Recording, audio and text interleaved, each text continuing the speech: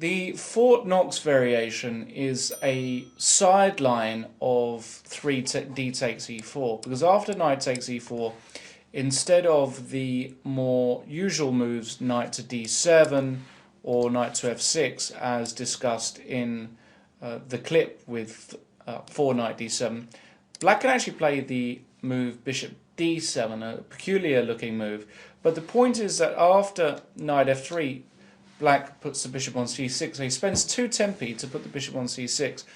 And this variation, called the Fort Knox because it is supposedly very difficult to break down, has been championed by the likes of Rustamov, who has shown over the years that black can hold the balance, but not much more than that. In fact, this is a rather passive variation for black, where he doesn't really ever look to win the position. He just says to white, okay, you have to prove something against the solidity of my structure, see if you can do it, and if you overpress, I will take advantage of that.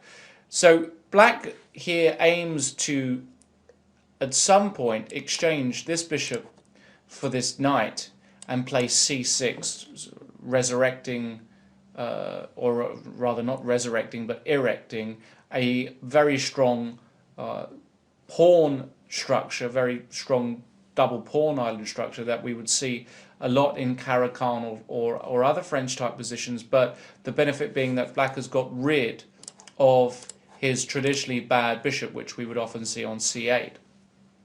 So black plays like this. He plays c6, knight d7, knight gf6, bishop e7 and castles, and says, come and beat me.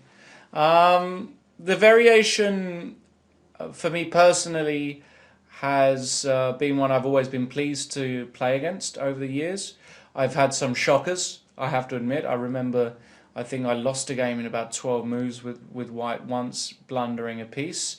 But the variation and the line that I'm going to promote and recommend in this clip is one that I think is starting to gain popularity, because I think more people are looking into it and realizing just how good it is. Well, after bishop c6, white really only has one logical move, to play bishop d3, developing and protecting, and now black plays knight d7, ostensibly trying to play knight gf6. And after castles, knight gf6, we reach this position. Now here, all kinds of different moves have been played. Queen e2 has been played before, but I don't like the fact that black can exchange massively and play c6. I think the more pieces black exchanges, the better for him in these systems. White has tried knight g3 as well, which is the other main line in this position, keeping pieces on, which is really what you want to do when you've got a space advantage. But actually, I think the most underrated move in the position is the move knight e to d2, and this is the one I'd like to recommend. The point of this move is that white, apart from supporting this knight on f3, also looks at a new route for this knight to come to c4 and control this e5 square. And a lot of the time, if you can play knight c4 and knight e5, you're going to gain quite a bit of initiative, and this bishop, if it hasn't already exchanged itself, can feel a bit funny on c6. So knight e d2, and already we reach an important moment in the opening where black has got a number of ways to play.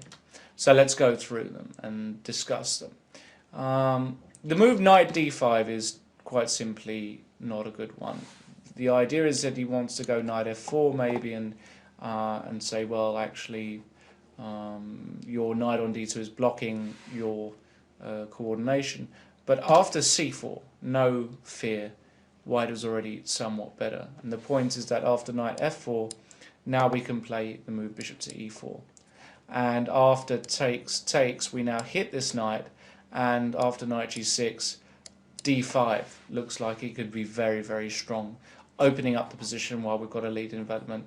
And quite simply, this is very dubious for black. E d5, queen d5 looks strong.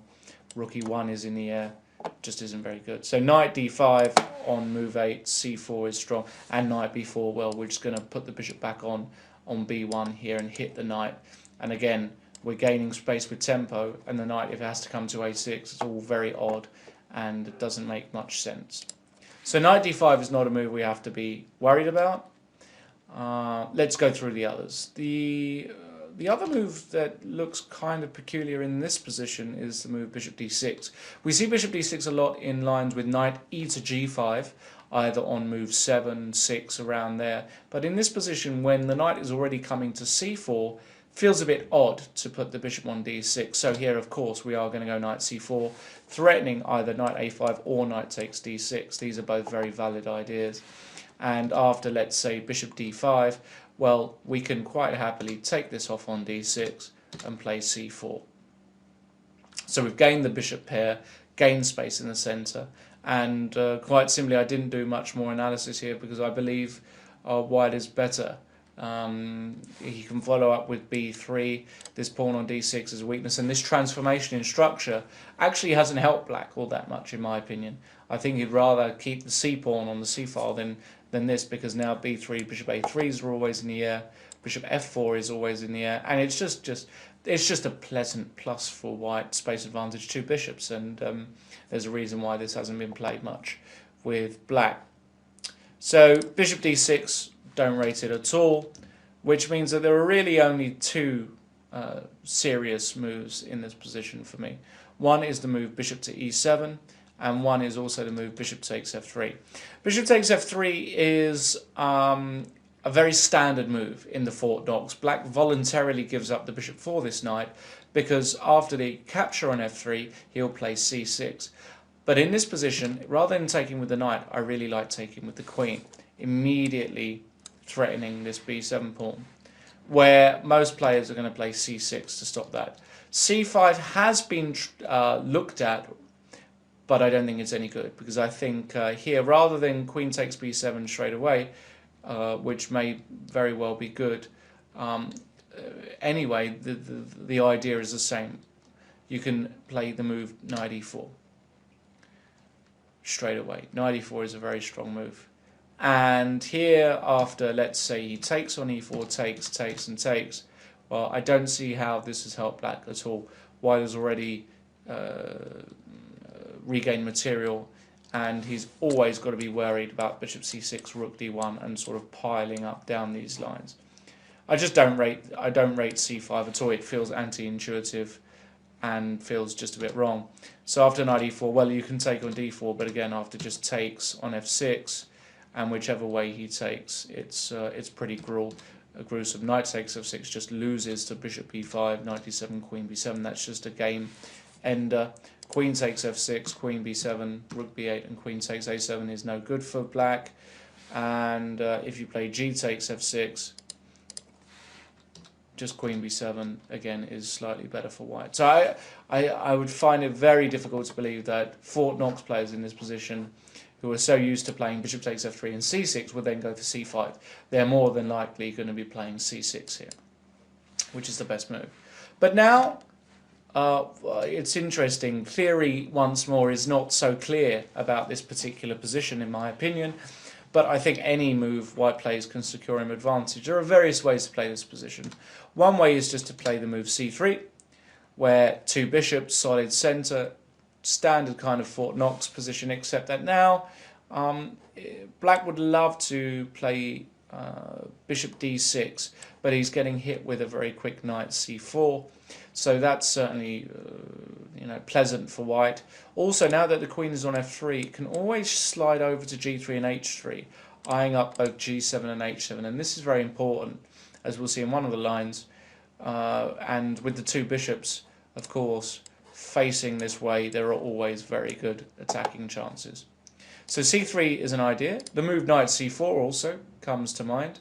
The point being, if knight b6, knight a5 is a very curious little move, where white attacks this weak point on b7, and he's ready to play c3 next move once defended. So let's say rook b8.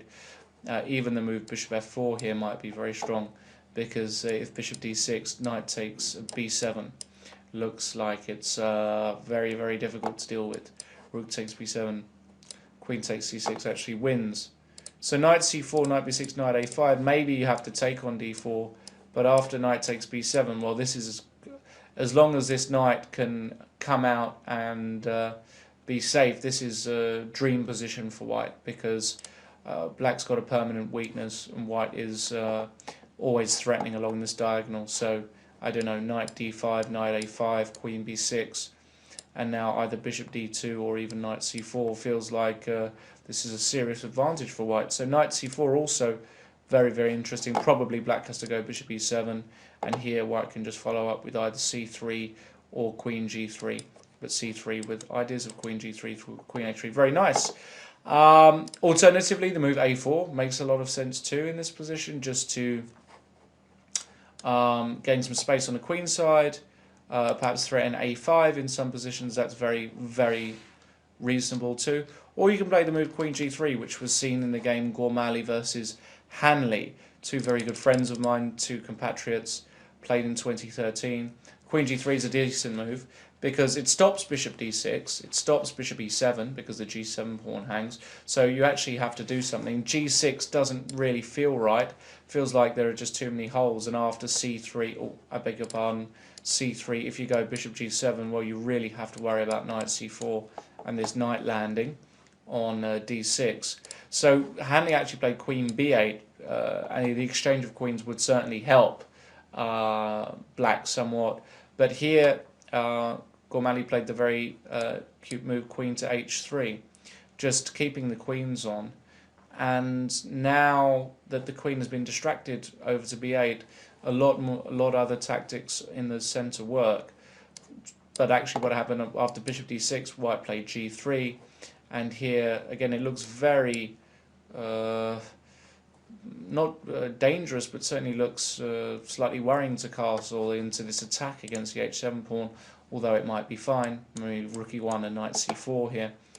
Hanley played c5, but after takes, bishop takes and knight e4. Again, we reach a position where white is playing with no risk. That's what I really love about playing against Fort Knox. You're never really going to lose this position with white unless you have a complete disaster. You've got two bishops, more space, more attacking chances, and no weaknesses. So against bishop takes f3 in this particular position on move 8, queen takes f3, and then every other move seems to promise white a good position.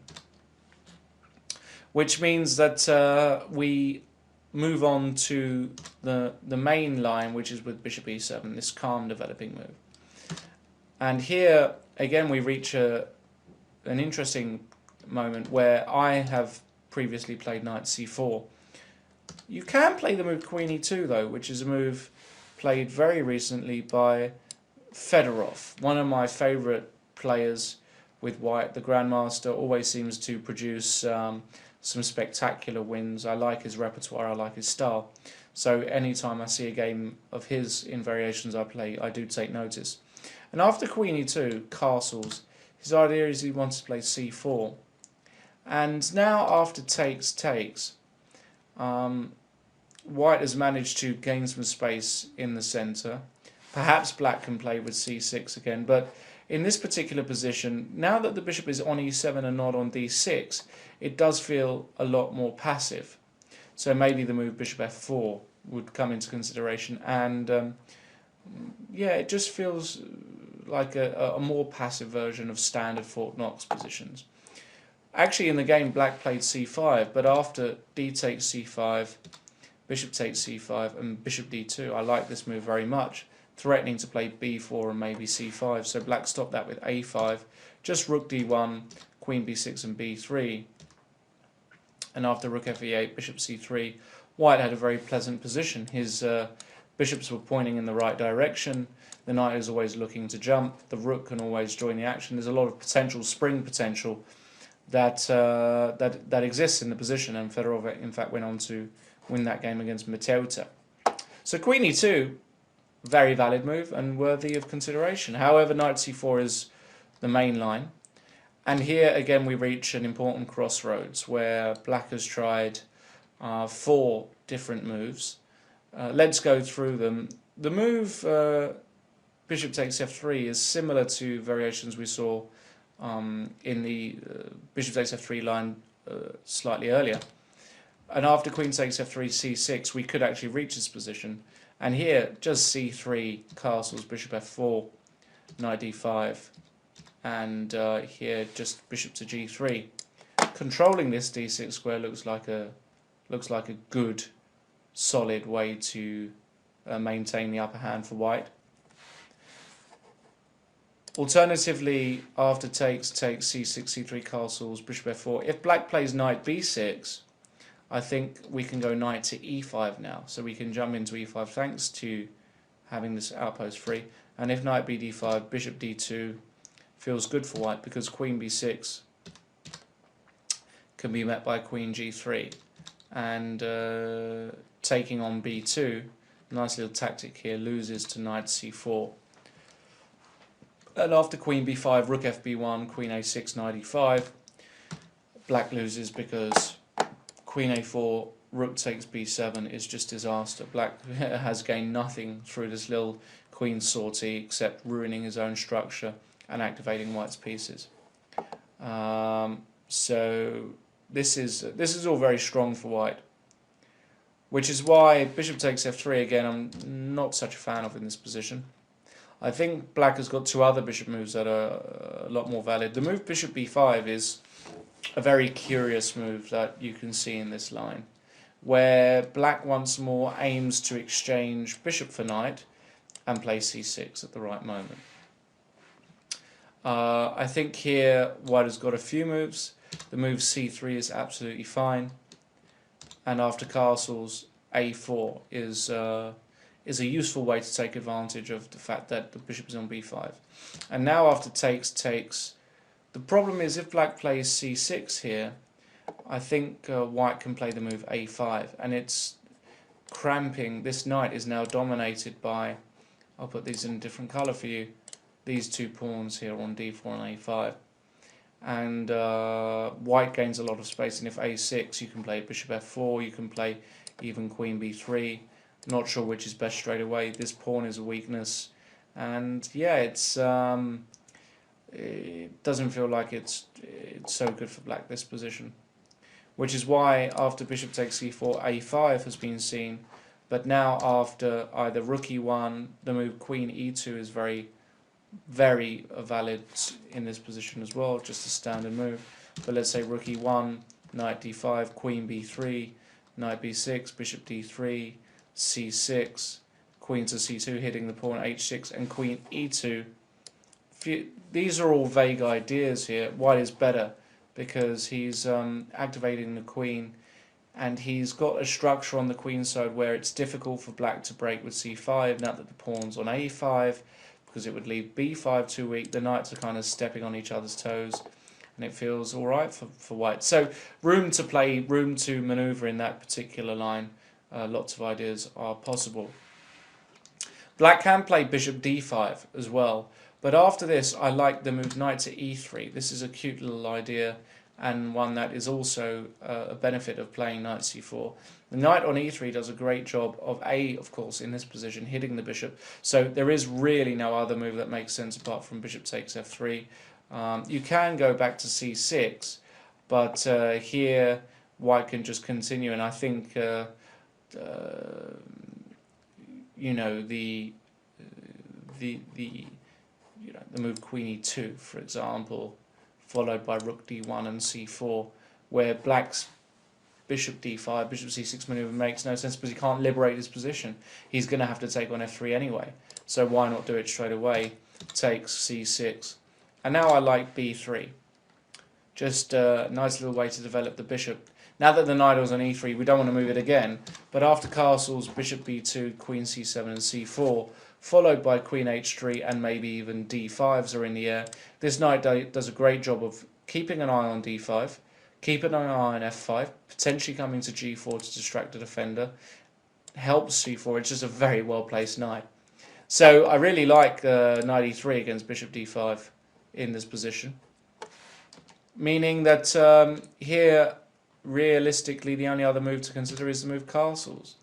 But after rook e1 and now bishop b5, we should note that bishop takes f3 in this position, queen f3 c6, runs into queen g3, which could be very unpleasant for black because of the threat of bishop h6.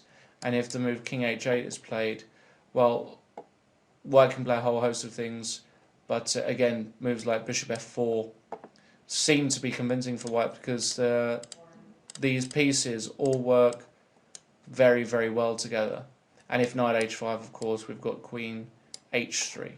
And the point is that the knight can't take the bishop because of queen takes h7 mate. So this actually happened in Garamiang Megaranto 2013, where Megaranto, the Indonesian grandmaster, played bishop e5. But after bishop f4, this is my own novelty, I think white has a superior position. The point is that after c5, you can just play c3. And after takes, knight takes. Well, what do you do with this bishop? You can put it back on a6. But here I feel like with the space advantage, maybe it's not so much. And maybe this is the best variation that black has at his disposal. You know, white. I would take white, but things are far from clear. Maybe you can play the move bishop e2 or bishop f1 just to get out of any ideas here. And the question is, where does black go next? I'm ready to go a4. Let's say he goes rook e8, I can go a4. And then he has to find another move that's useful. Knight b6 can always be met by knight b5 in this position, for example. And yeah, I just prefer white, although it's probably not that much. Even in this position, again, lots of different moves. Queen e2 are available, but bishop f4 I think just gives white a tiny advantage. But I think that in all lines actually against the Fort Knox, I don't think that white cannot be a bit better, because a lot of the time, he's getting the two bishops, and in this line with knight ed2, it seems as though there are lots of different plans that allow white to just get a very pleasant position, more space, more chances, and there is a reason why the Fort Knox isn't played so much. It is because black really has to just play passive a lot of the time, be on the defensive. And I think there are better variations for black in the French against the Tarrasch than the Fort Knox. So hopefully this video will serve you, and good luck in your own games. Hi, this is Grandmaster Damian Lemos. First of all, I hope you enjoyed this video. If you would like to receive more free chess videos from us, you can just click the subscribe button below. I would also highly recommend signing up for my free mail course, the 10 Grandmaster Secrets to Dominate Chess.